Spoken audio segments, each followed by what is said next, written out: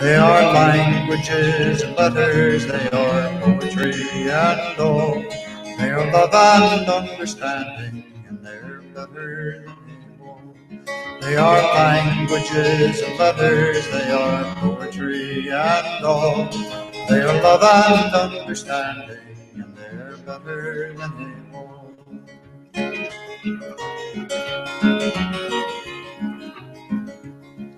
There are canyons, they are yawning in the night. They are rank and bitter anger, they are all devoid of light. They are fear and blind suspicion, they are apathy and pride. They are dark and soul foreboding, and they're also very wide. You're live now. They are fear and Welcome blind to Bridges program. You're hearing Dennis in the background. They are dark and soul foreboding, and they're also very wide.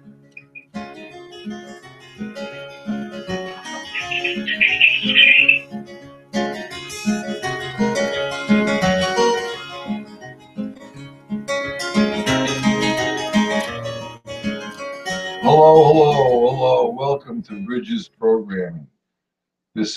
I'm Jeff Bella. Next to me is Susan Comont on the phone making with his speakerphone, and we can hear everything Dennis was saying earlier. And that's Dennis Carius. Hello, Dennis. How are you? Oh, Jeff. Hi, Susan. Hello. Hi, I'm sorry, Dennis. I was talking while we were playing the music. No, that's okay. It's okay. That's how we know it's a live broadcast. That's a live broadcast. We're going to ask some questions today. This is Sunday on the Front Stoop.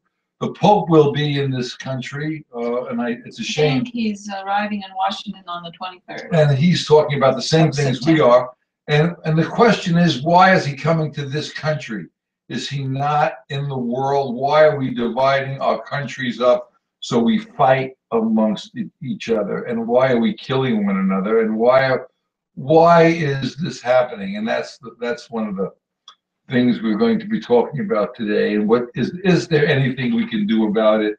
Should we have divisions of countries, states, counties, towns, cities? Why do we have all these devices that separate us all? I mean, they're great for distinguishing where we are in space and on our planet, but are they really good for different rules for people? Are they really good for competition? Or we should be in cooperation with each other? That's the point. Anyway, well, yes, the word cooperation is not very popular. Yeah, we instead of, the word cooperation is very interesting. When we want to have world peace, we ask for people to cooperate with one another. It's interesting. We need to cooperate, right? When we need world peace, Dennis, we always say, don't we have to cooperate with each other, right? Oh, yes, right. But then on the same token, when you talk about the economy, you say we must compete with each other. You got to go to school so you can compete with your other students. You have to have a business who does the best competition. Wow. Now, isn't there something wrong with that thinking process? Why do we have to cooperate when we want to get along? We have to compete when we want to be in the economic system. Yeah, it's hard to I think cooperation balance is much better than competition. Well, isn't that the same problem we have when we tell people to go into the army and kill those people there? The women and children coming out of the houses, shoot them. And then they come back here and oh no, you can't do that. So that's the same mixed emotions we give out all the time as a species. Because we're in cooperation, we want to work together, and we think things should be nice. Well, but when we're in competition, we want to kill one another. That's a problem here, and that also holds true in sports. Like they say, we're going to have a baseball game or a football game, or we're going to knock them dead. Well, that's pretty severe words, and you don't really want to do that. And if you're in cooperation, you want to work with each other. You don't want to. If you and I are building a barn or a house or a garage, I don't want to go ahead and knock your walls down. I want to help you put your walls up. So you see where I'm going with that? Oh, yes, really. And what you said before about our troops going overseas, I think that explains why the rate of suicide is so high when our troops come home here.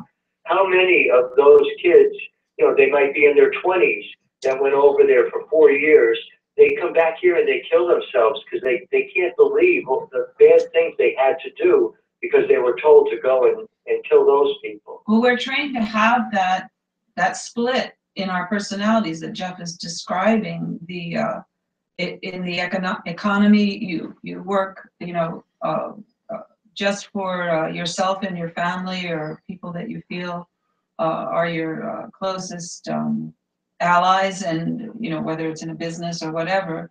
But you know, that sets you up for dividing your mind from other people who are also living in this world, and you say they're not as valuable as these people I've chosen to be my allies.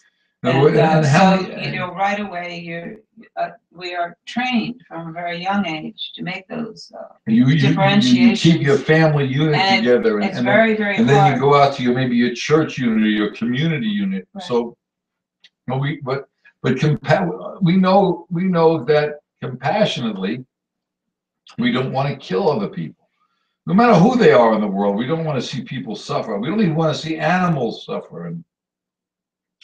And that's the other problem. We're in the survival, theoretically, the survival of the fittest. We say we can kill animals. And as you say, Dennis, there are certain people in the world who wouldn't even kill an animal. They only want to eat vegetables. I take it to the next level that the reality of it, we need a certain amount of energy units to stay alive in food. And those energy units are vegetables, and they're also, the sun makes them. And they're also animals, and the sun makes those things too. So I've in my head, I guess you would call it justifying the fact that I eat meat as well as vegetables. And I think there's a certain combination that's good for you. But I'm not saying, but again, it's subjective. I don't really know. So I can't tell you that eating vegetables or eating animals are better or worse. But that's up to the individual choice, and that's subjective. And but I do know that I've seen cattle on soil that you could never grow vegetables on, and I know that people over the years ate animals, and they needed the animals. They needed the hides, and they needed to stay alive like that. They need the protein. They need the protein, but you get protein out of beans too. True, but you know, it has to be combined with something like rice, or to get a complete protein, you have to combine vegetables. So the question is, we're built to eat either. But I don't think we're meant to kill each other and have. Now, again, this is subjective. There are certain cultures who kill people and eat the people, and they call them cannibals.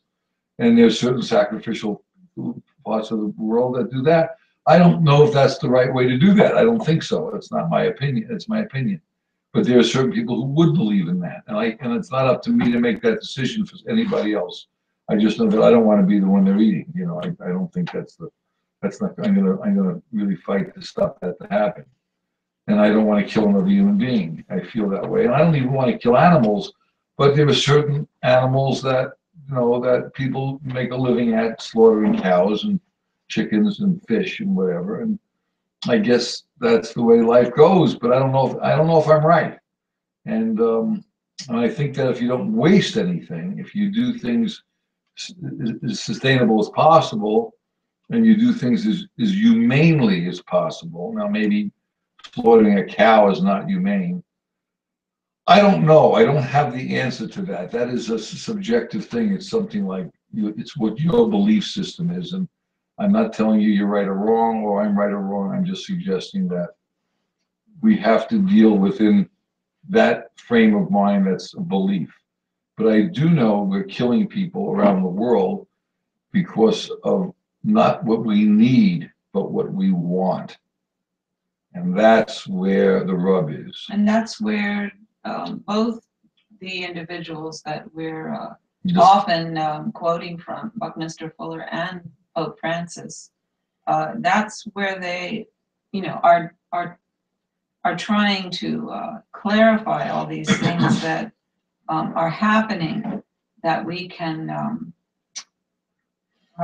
try to understand what is being forced on us and propagandized to us, and what is essential to us. It's hard to to make those differentiations when there's so much information always coming at all of us all day long, and distractions are getting more and more intense in terms of information that we can access, information that's thrust upon us.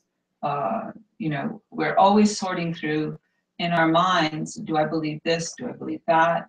Is this person? And if you spend a lot of time trying to figure that out, you really are spending a lot of time figuring it out. So I'm just saying that there are certain things I'm going to leave up to my that I'm just, I don't know. I don't think I don't want to bother to find out. Or you just act upon your instincts from your cumulative knowledge of your life. There's one thing I do know, I don't want to kill anybody. Right. And I don't want anybody to kill me. I mean, those things I know. Let's read the summary. Oh, before we do that, are you able to see us live, Dennis, on this program yet? Oh, yes, Jeff. Yeah. I'm waving to you and Susan. Yes. Okay, because I'm showing, I'm not showing an extra viewer here on the screen, which is interesting. Okay, maybe it's just it's not showing for some reason. All right, good. Okay, Susan will read the summary for today, and anybody can call in if they want. This is called Sunday on the Front Stoop. It's the longest stoop in the world. We would love to have people join us on Skype or in Hangouts, and we're still learning how to do this, so bear with us. With these video shows you're looking at, they're learning processes, and we're trying to do it from different points off of a boat using different points of broadcasting ways of doing it. So we're still learning how to do this, and then we're going to try to get some more broadcasters on and more programming on. But the purpose of Bridges programming and the purpose of all our programs like Sunday on the Front Stoop, Wednesday World Call-In, Friday nights Bridges programming is to promote the idea of the human renewable energy measure. The human renewable energy measure. And if we don't ask you for money, we don't ask you to sign up or put your life in, just try to understand that we say in the human renewable energy measure that all human beings, for 1 hour of their work, and that can be redefined, the work, that'll be up to the individuals to redefine what work is, but that may be taking care of a child or helping somebody or just working out wherever you need to help humanity. 1 hour would give you basic needs met, not giving it to you because you're working that 1 hour for it. And for that, you would get your education, food, and shelter, your basic needs. However, if you want a bigger home or you want bigger shelter or different foods that aren't readily available, more than your basics, you have the opportunity to work as much as you choose for that. No one's going to tell you how much you should or should not work. So it's definitely not socialism. It's definitely not communism. And I have people who tell me, well, if you work, there's not going to be enough jobs for someone to go around. And that is simply not true. You don't have to, the boss will hire you to work 12, 15 hours, and you working, making all this money, and then the other guy won't have a job. Well, that's not the way we're talking about, because work is defined by work 1 hour, and everybody can work as much as they want or as least, but there's always going to be jobs around to do something. Even if you don't have a job, you're still working. You maybe go over there and help teach people in a computer, or you may go over to the mall and help go across the street, or go to your just get together with kids and help clean up the woods. That would be work. Or help pick up papers, or help whatever. You can do stuff that's valuable, and everything human being does is something that that we can consider work. So 1 hour would give you your basic needs met, and therefore the person who told me if I work 16 hours, so he's telling me I can't work. You're not allowed to. Well, no, he can't tell me that. That is a form of well, I guess you'd call it communism. I'm saying no. It's saying every human being has the right to work as much as they want, but every human being, when they work, would get their basic needs met. So you don't need a minimum wage, because no one can tell you what the minimum wage should be. And you don't need welfare, because everyone's got their basic needs met. That's what welfare is. to keep your basic needs going. So that's the point I'm making, is simply basic needs met for 1 hour of labor, and we call that a measurement called the HREM. And the reason why we measure it is we all know we all live about 80 years of age. We all use a certain amount of energy units for food, water, and energy units for shelter. Those are the 4 measurements we can put into an axiom, and my next project is going to be to try to find a mathematician to do this axiom for us. But anyway, that's the story. Okay, go ahead, Sue, you're on. We'll try to discuss, let's see, why do humans keep killing each other?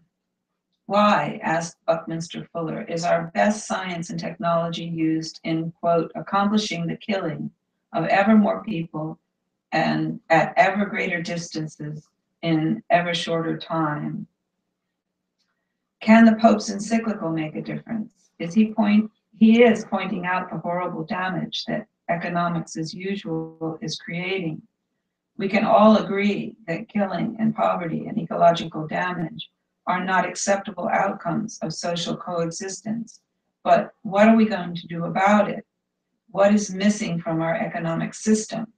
Where is the humanity, the heart? So I picked out just a couple of things from Pope Francis's encyclical. We read it previously on our programs, but now I'm going back and picking out a few things in the very beginning. Now understand, what Susan just read was out of a Buckminster Fuller book that he died. It's out of print, but we're getting a copy. And you can get it on Amazon, and maybe we can get that reprinted because it's called Critical Path. Critical Path, and it's a 300-page book.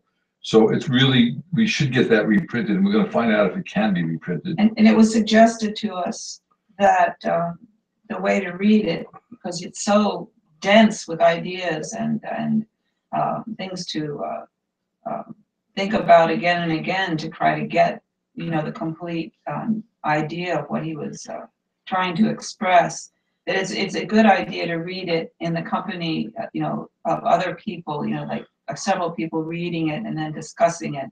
It's a good way to do it. Not, you can read it all by yourself, of course, and that's fine. But it's kind of useful too to draw it with his work at least.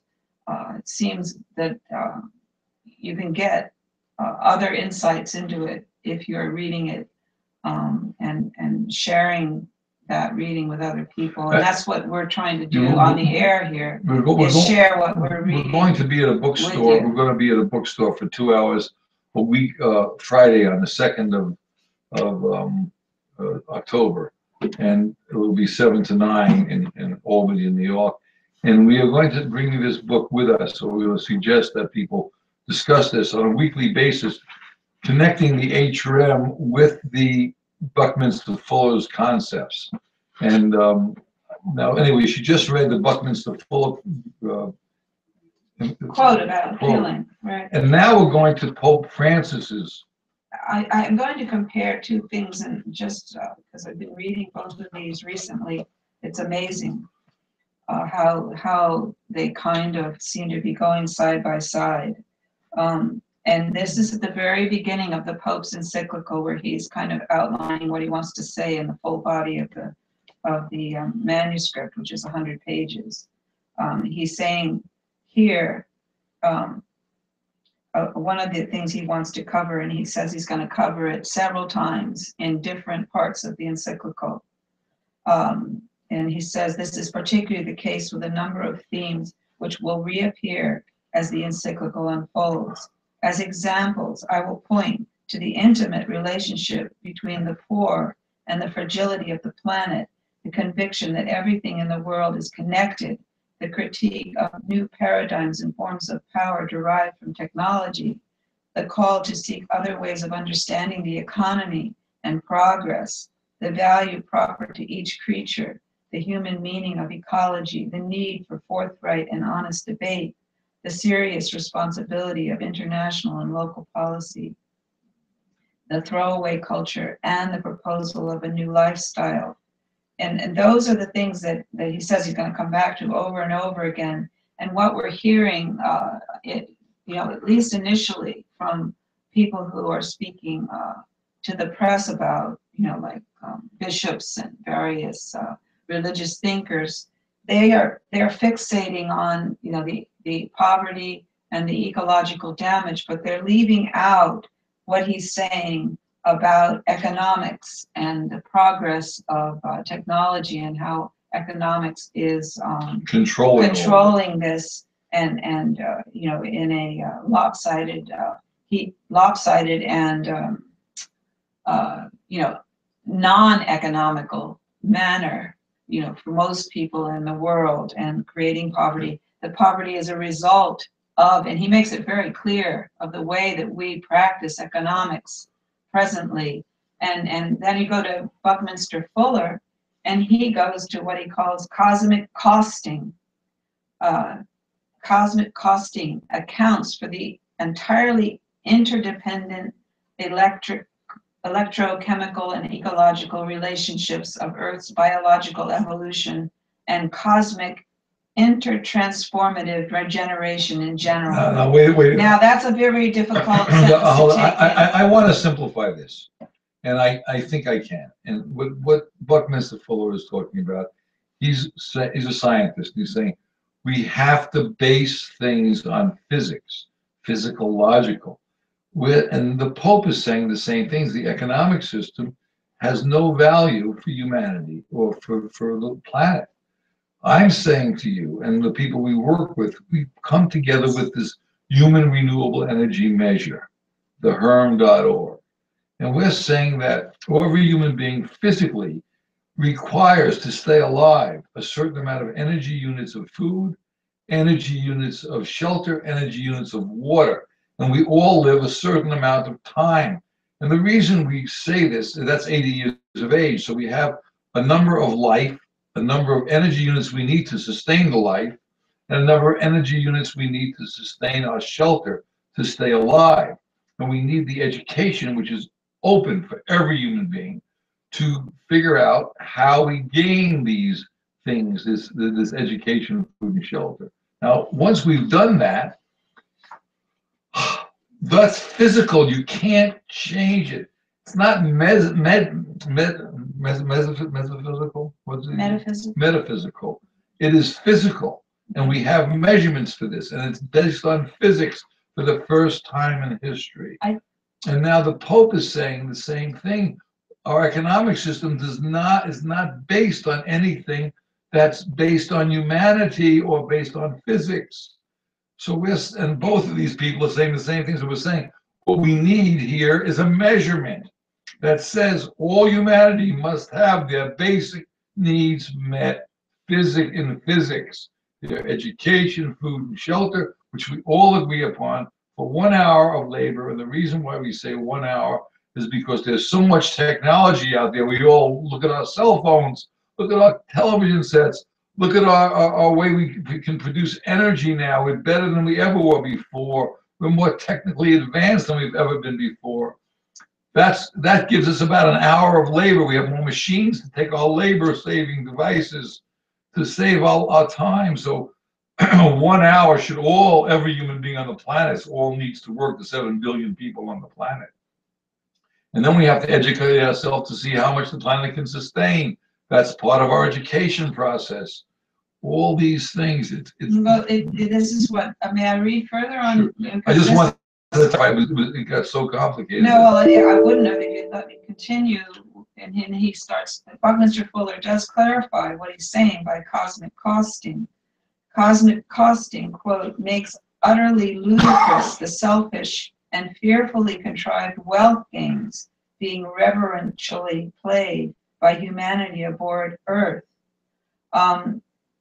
He's saying that there is, as you say, a physical reality of what we are living in, the radiation of the sun, producing the plant life, making the temperature just the proper temperature for the life forms that are here.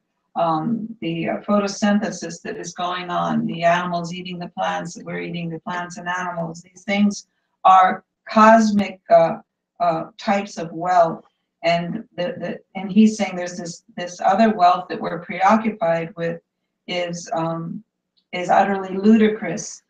Quote here: fortunately, the sun does not demand payment for all the energy that it delivers by radiation to Earth in the overall cosmic scheme, which is trying to make humanity a success despite our overwhelming ignorance and fear.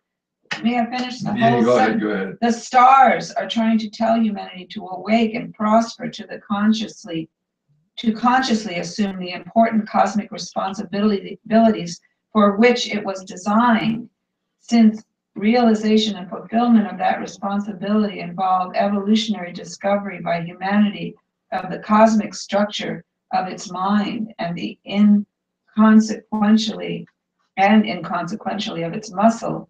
The planting of humans on Earth may not bear fruit. He's saying, that we have to wake up. We have to use our minds. We have to start to understand the structure of what is real around us. He's saying when the universe is developing important functional interdependency, she does not put all her embryos in the same basket. So poor is the probability of self-discovery by humans of the infinite potential of the mind and the relative triviality of human muscle power, which is not even as capable as that of a grasshopper. Great nature must have planted a myriad of human functioning equivalent seedlings on the myriad of planets. See, Dennis, he agrees with you. In order to succeed as local in-universe critical information gatherers and local in-universe problem solvers in support of the integrity of eternally regenerative scenario universe, the human function equipment for local in-universe information gathering will be as variable as the varied environments in the universe. Rarely will they have the appearance of human organisms. Such would be employed only under environmental conditions similar to those of planet Earth. The first manifestation that humanity may make good on this planet will be the serious introduction of cosmic costing into the mainstream deliberations of Earthians. And he means cosmic costing, that we understand our human impact on the natural resources, on the living resources, not resources, but the other living creatures and beings and fauna and flora that we share the earth with. We have to be able to understand better our impact. Cosmic accounting completely eliminates the economic validity of bankruptcy accounting, except when humans make the mistake of trying to hoard or withdraw critical capital assets from production functioning. Withdrawal of capital assets is akin to attempting to withdraw one of the stars from the celestial system. So, right now it is encouraged through our economics to withdraw capital as much from the as you can. system. Take it, hoard it, right, keep it, exactly. put it in the bank. And, make sure you and that somehow grow money on money.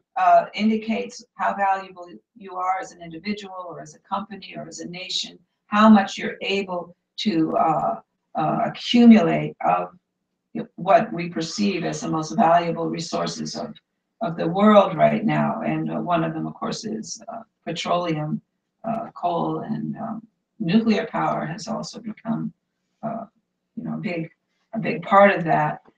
But if you go on, and here Pope Francis addresses the same thing, but maybe more easily understood on first reading. Quote, the human environment and the natural environment deteriorate together.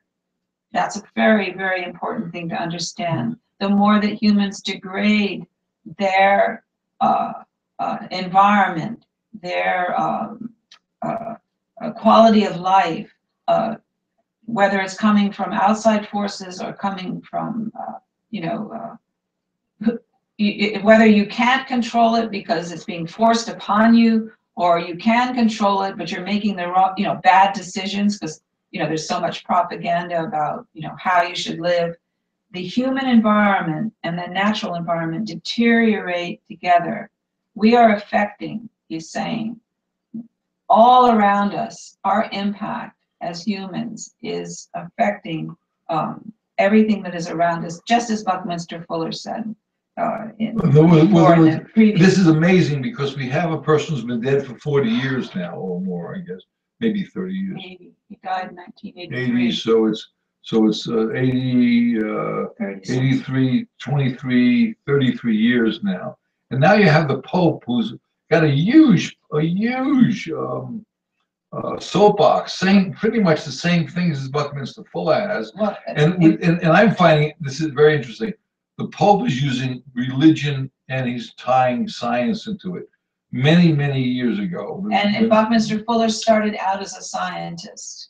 That's what he but was so all is his Pope life. Francis. Scientist, humanitarian, and Pope Francis is also a scientist. Is a religious humanitarian also, scientist. Right. Yes. He also so was they have these same but both qualities. both of them are saying the same things. And we know.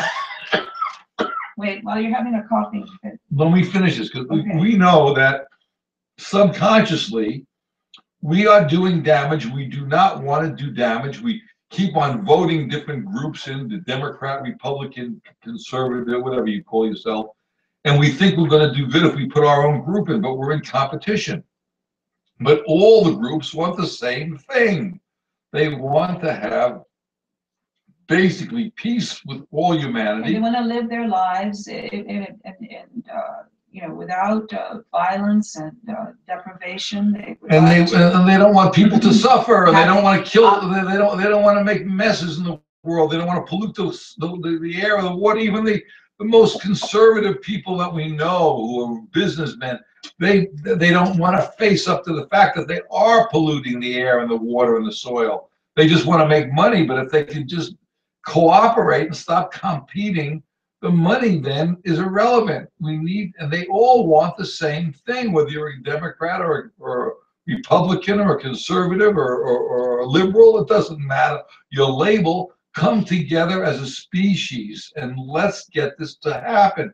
And the only thing that's stopping it is a lack of a measurement built into our vocabulary on a worldwide basis, like gravity. So that's the point I'm trying to make. And anyway, the point I'm trying to make is we need to come together, and we're looking at we're studying two people. One which is alive today, which has an enormous soapbox. It's not as big, by the way. It's a belief system, which is the Catholic religion. It's an enormous religion, but it's not as big as the belief in the economic system.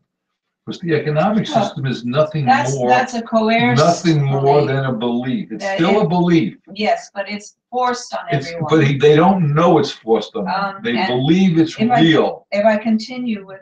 And every economist in the world, by the way, is nothing more than another preacher. And they give you this mumble jumble, which nobody understands. The stock market, like the stock market's a real person. It has no basis for anything. It's a crapshoot. It's like any crapshoot. No one. That's why the economists don't understand what's going on after they sound. I mean, they have a degree in economy, but any economist will tell you it's a belief system. There's no basis for it. There's no objective start point. We need a number, and science has that. All humanity has to agree on a point that all human beings have to have a certain amount of energy units to survive, for their shelter, for their food, their water, and they have to have the education within 1 hour of their lifespan a day. It is not, and then once we agree upon that measure, the point of agreement, just like we all agree that it's a red barn, not a red horse. Once we agree that it's a red barn, and what a horse is a horse and a cow is a cow, and once we agree upon that, then there are subjective parts of it which say, what color is that? It's red. Well, what shade of red? That's subjective. But we've always agreed about a red barn or a black barn or a green barn. We know those colors objectively. Subjectively, we can talk about shades of green or shades of red. So in the economic world, we don't have an objective point. And that's what we're suggesting. And they use their numbers in a different way than we're trained to use numbers. They have their own numbers. And they don't mean anything. Economic numbers. They're like the currency, which is fungible, any amount. How much is a dollar? The value of it Right. can change. The value of their numbers changes too. They're not numbers as we understand them. They're not, if you have real numbers, if you have good numbers, numbers that really are defining something objective and physical, which is what science tries to do, what physicists try to do, what mathematicians try to do, what people try to do just in general in their everyday lives. We measure things and we use numbers as best we can to get as close to what is physically happening in our real lives. These are the good numbers. These are numbers that, keep getting hopefully refined better and better, but they're as close as we can get right now to a language that describes physical realities. And economists use a completely different way numbers. They use it in a different way that does not have any basis under it. There's no platform from which they start. They can go anywhere. They can talk about infinity. They can talk about scarcity, and they can just formulate that within their own world, and it impacts us because we have to operate with the types of monies that this system produces, and those monies, those pieces of coin and paper, are based on a non-real, non-physical type of system of goal.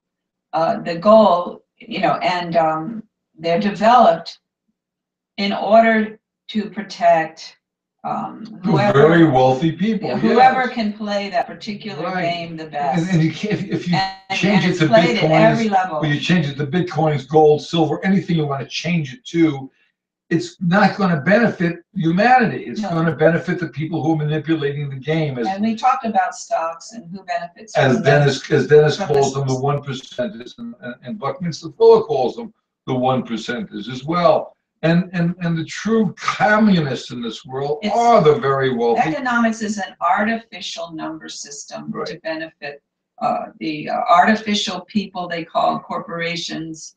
The artificial money that's produced from these exchanges. It's become, it may have started out maybe with more of a physical basis, thousands of years ago, but as time has gone by and thousands of years have gone by, and more of the most essential natural resources, the minerals and the energy providing, resources like petroleum, coal, the knowledge of atomic energy. All these things have, as they become more and more prevalent, the dominant energy choices, and they are controlled in the hands of fewer and fewer corporations and people, we're ending up with a much different dynamic than ever before in our economics, and this kind of power over resources, energy resources, and on the currency resources, can buy anything. It can buy the media. It can buy the lawyers to create the laws to keep them in worldwide. place. It can buy nations. It can, it doesn't make good decisions because the people who are, they may think, because they're in an advantaged position that somehow they deserve to be there, and that they're somehow the fittest, but they're not the fittest. So they're making bad decisions. They're not physically allowing. They're not the physically fittest. They're the the artificially fit in the economic world like a game of Monopoly. If you sit down with people who are playing Monopoly and you need someone who's going to get the wood in and help you build the house or help you make the food, the person who's winning the game of Monopoly, who has more money, is not the fittest person in the house. It's just the luckiest person, or the one who knows how to manipulate the game, or stealing the money from the bank and putting it into their pockets. That's what the game is about now. Literally, the people who are running the game of this economic system is just like running the Monopoly game. They're the banksters who are stealing the money from you, changing the laws in the game so you have to pay the bill. If you notice now, the banks want to charge you for everything. If you put your own money in, they charge you for it. And if millions and millions of people are overcharged 10 cents or a dollar, that's millions and millions and millions of dollars. And the dollars represent your life, your physical life. That's what the dollars represent. And that's why we get so mad when we get conned, because people are conning us out of our most precious thing, our years of our life. That's the key. Okay, I'm sorry, I'm going on and on about well, this. Just to introduce. Dennis has a point too. Go ahead, Dennis. Good. Yeah, you have to be careful. If you have money invested in a bank, you should be using some of that. Even if you just take out $1 or invest another $1, don't go too many months or years without having any action at all, or they can just, they'll tell you they sent you something in the mail that said, if you don't contact us within the next few months, this money might go, be taken out and go to either the state government or the federal government or whatever. So you got to be careful nowadays. Oh, okay, so even though it's your money. Let me go to bring this to some part of reality. When you work your job, you put in, let's suppose you put in 1,000 hours a month. And out of those 1,000 hours a month you put in for the job you did, 40, you worked very hard, and you saved $1 a day, $1 an hour of your life. And you took that $1 an hour and you converted that energy you put in from your life and you put that into the bank, right? Right. Now the bank has your converted life energy into a piece of paper that says you've got 1,000 hours of your life in that, 1,000 hours of equivalency of your life in the bank. And if you don't call them up and use some more of your life, tell them that that's my life in your bank, they take your life work and they give it to the state, who gives it to the armies, right? Right. So we don't want to keep giving our life away. The money is irrelevant, but our life is what we're talking about.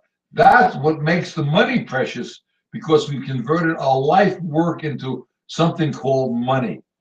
And that's the problem with the system. And if we say, well, we have to fight the people across the street because they live on the other side of the block and they're going to take our stuff and they're evil people, would we want to kill the people across the street from us? No. And with the people across the street from us, would you want them to want to kill us? No. So why are we doing that in different parts of the world? Why are we dropping bombs on other people? Because we think they're evil? No, it's more to do with the oil that's under the ground over there. Actually, it's more to do with the economy, not the oil. See, we're getting the oil mixed up, the physical oil mixed up with the economic system. Because the oil represents our ability to multiply our labor through energy. That's physical. Now we've converted the oil into money. So therefore, we have to protect ourselves with the oil because of the money over there. But if there was no money involved and we were able to make sure all humanity had their basic needs met with renewable energy, because we have our mind. And I wanted to bring this out earlier when Susan represented, she said something about Buckminster Fuller saying the sun is part and the moon. Yeah. the sun does not demand payment for all the energy that it delivers by radiation to Well, Earth. before I ever heard this, I always said to you, nature or God doesn't require payback. And that was my statement well before I ever heard Buckminster Fuller say this. And that's what the Pope is saying. God and nature doesn't require payback. But we have to respect what we're doing to And God and these nature resources. in fact, and I call this, Susan disagrees, but I call this, God or nature is a benevolent dictator. And it says you have a mind to use, and stop killing each other and start using your natural resources, which is your sun and your water and and use your mind to benefit the planet, not destroy it. Benefit your fellow man, not destroy them. Stop the borders between, like the Pope is coming to the United States. He's already in the United States. The United States is part of Asia. It's part of Japan. It's part of Switzerland. We're all one country. We're all one world. And we got to stop dividing our planet up into different groups. We got to stop killing our neighbor across the street. Crossing a border is not a significant, should not be of any significance. It should not be a border. There's no border. Why are we putting borders up to stop people? He's living on the same planet. We're all living on the same planet. Why are people coming across borders?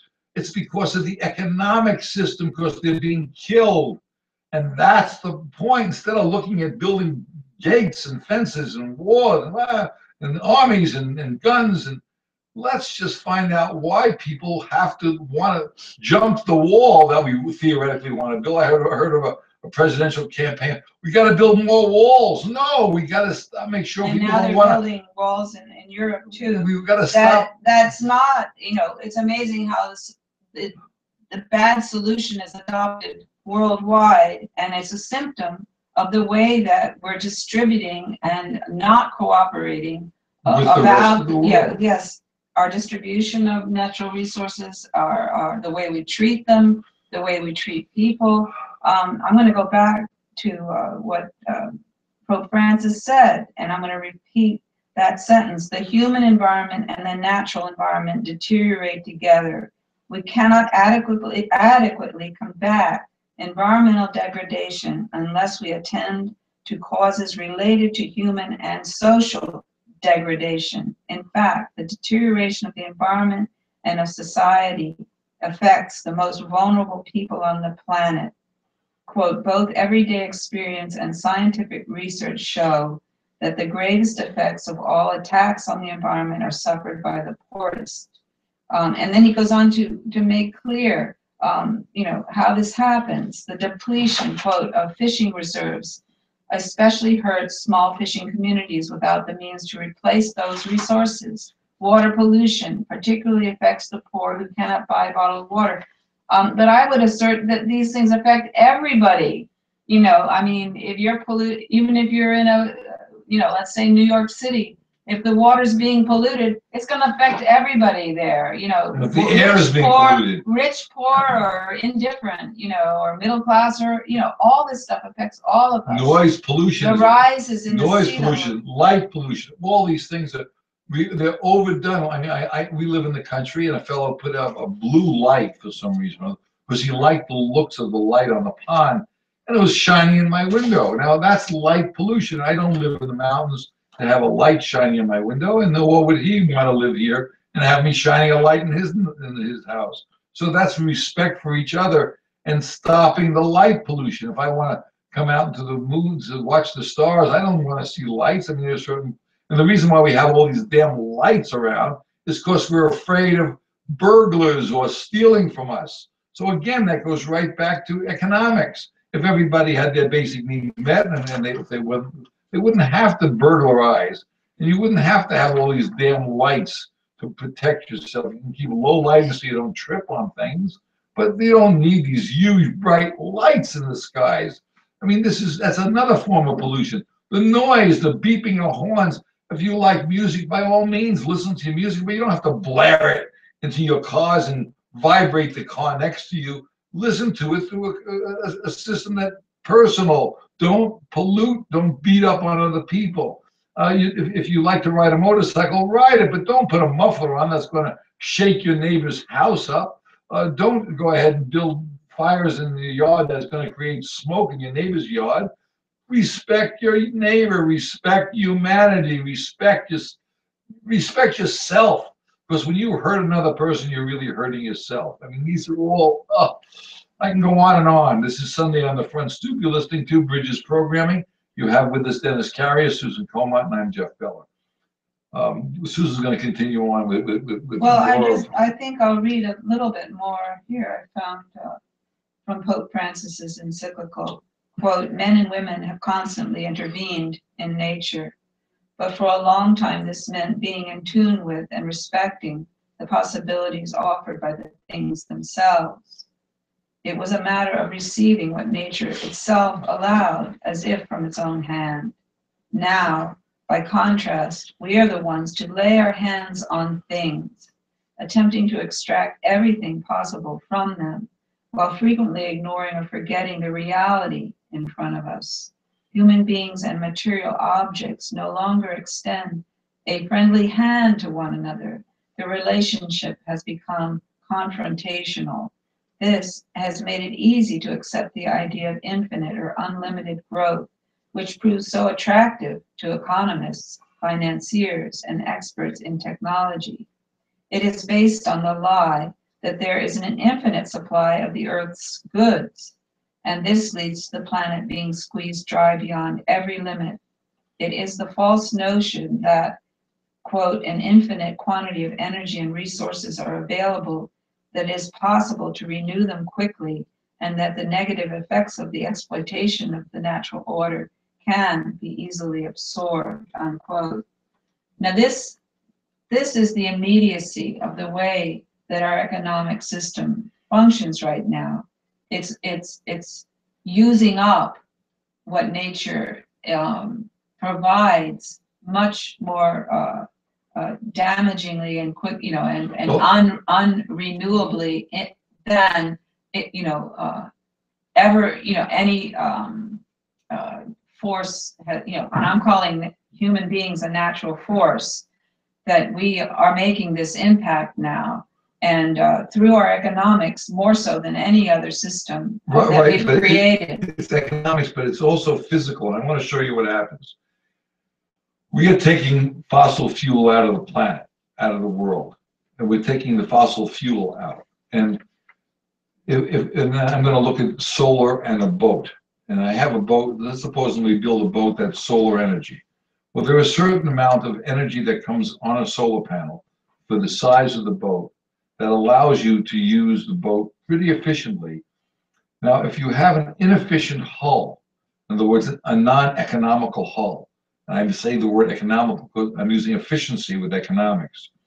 If I have an efficient hull, my hull speed, my speed of the boat, can go as the hull speed using the sun for very comfortable and not use any natural resources up at a speed of time that is comfortable. In other words, it works within the physical limits of what we can use to run the boat. And I don't have to give you the number of the speed, it's irrelevant. However, the way boats are built, they say, well, there's no problem. We'll just use a fossil energy, a gasoline or a diesel. And when we need more power, we'll just add more fossil energy, which is not solar, but it's stuff that the planet built for millions of years. And we're going to pour that energy to push the boat faster using an inefficient hull. Now we're going to get speed out of it, but we're going to use more energy up than we can possibly supply within the time we are using that boat, the minutes we are running that boat. This holds true with everything we think of. We're using nature's energy up. If we use nature's energy in a sustainable manner, like solar panels, with efficiencies. Now we haven't even begun for that technology yet to come about. We haven't even begun. Again, nature and God they're benevolent dictators, whether you believe in one or the other, irrelevant. The point is that nature or God has given us a brain to use so we don't kill one another. We do no longer need borders. We no longer require divisions and competition. We need cooperation. We can get to that point using physics.